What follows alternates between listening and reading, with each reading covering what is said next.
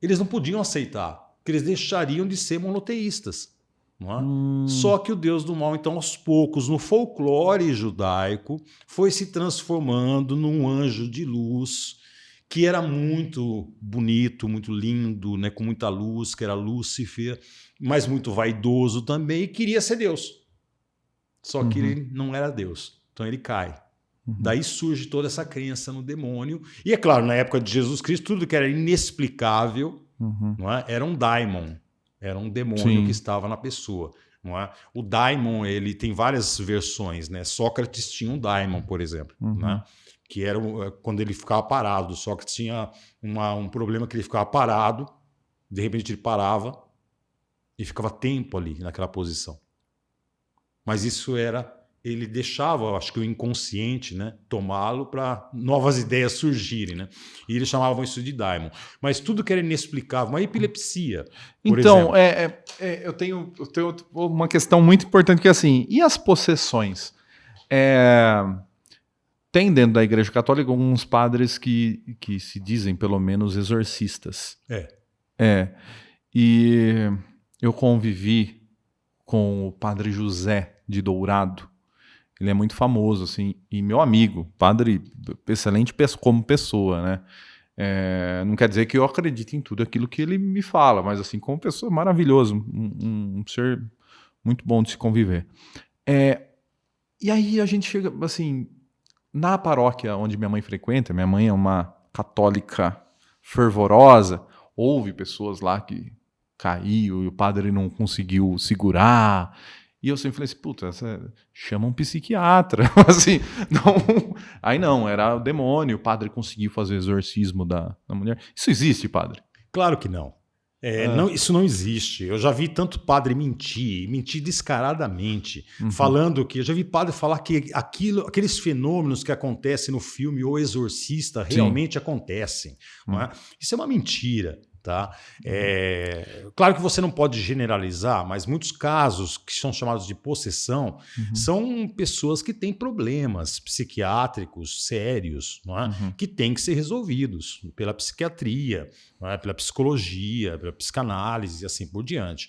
Não é? Tem pessoas que simulam também. Não é? Querem chamar atenção, estão num momento difícil da vida. Exatamente. Né? Então você tem casos e casos, mas possessão você não tem. Tá? Eu tenho assim uma intuição, mas é intuição, tá? De que os nossos antepassados podem ser, vamos dizer assim, nossos acompanhantes aqui. Aí você me deixa com medo, que aí existe fantasma.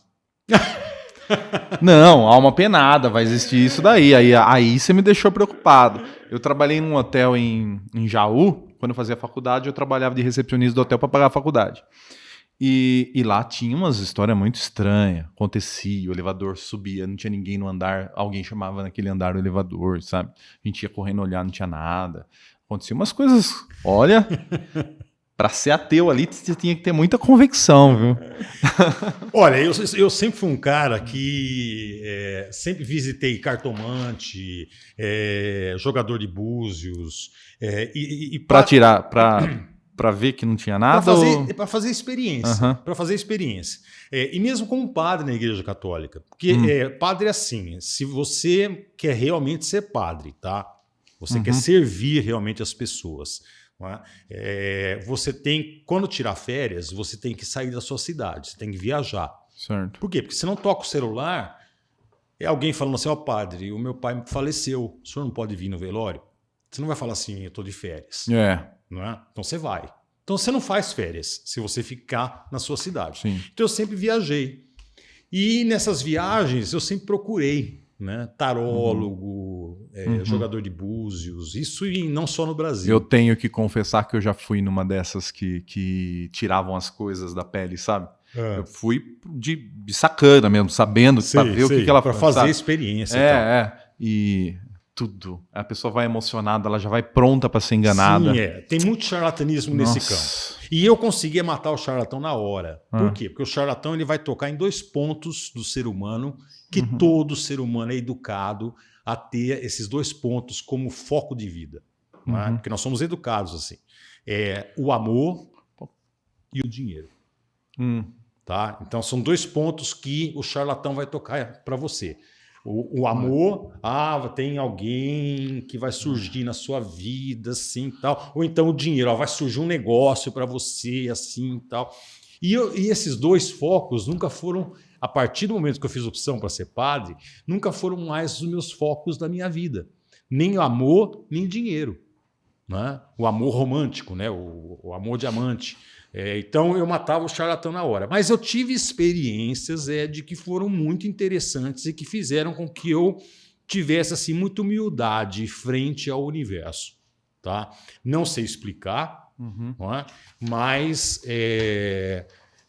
tiveram assim, eu tive experiências com alguns tarólogos ou jogadores de búzios que realmente foram experiências interessantes. Sério, padre? Sério. Eu namorei por muito tempo uma menina que era espírita, né? E a família dela toda era espírita. Eu ia nos encontros, eu gostava muito das palestras que tinham lá no espiritismo, né? Porque eram pessoas, assim como eu falei do catolicismo, que tem os padres que têm uma formação melhor, lá no espiritismo os palestrantes normalmente não são qualquer um. É sempre uma pessoa com um pouco mais de estudo, vivência, alguma coisa assim. Mas para mim era aquilo, sabe? Era uma palestra legal que eu ia tirar algumas coisas educativas e não religiosas, assim, porque eu não acreditava muito. Até porque o espiritismo só deu certo no Brasil, né? Eu acho que fora do Brasil não tem o kardecismo. Eu tive na Alemanha, nunca ouvi falar. Né? Nunca ouvi falar. Deve ser grupelhos muito pequenos, né? A gente vê, o espiritismo só existe no Brasil, assim. E entrou por um viés que Allan Kardec não queria. Porque o que Allan Kardec queria era uma ciência que estudasse a comunicação entre nós e os já falecidos, né? Ou que já partiram dessa existência. E não um viés religioso. Você acredita que é possível a gente falar com quem já morreu? Não sei. Não sei. Não sabe. Não sei.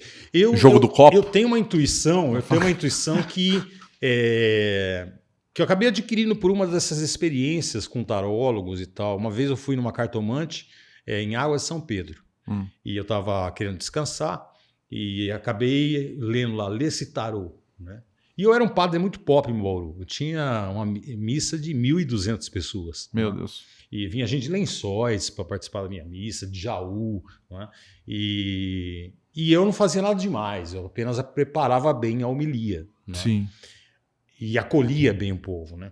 Bom, aí eu fui descansar em Água São Pedro e li lá, Lê-se Tarô. Né? E aí eu falei, aqui mesmo, né? Vamos fazer essa experiência. Aí a mulher mandou cortar as cartas e tal. Ela falou, nossa, o que você faz da vida?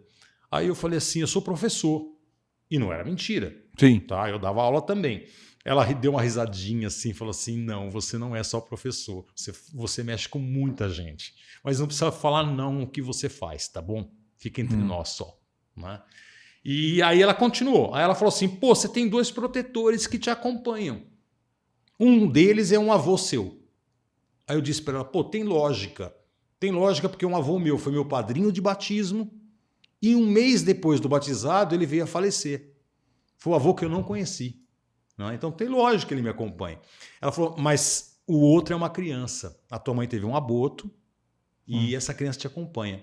E Ed, eu nunca tinha pensado, porque meus pais tiveram meu irmão, depois de 5 anos é que me tiveram.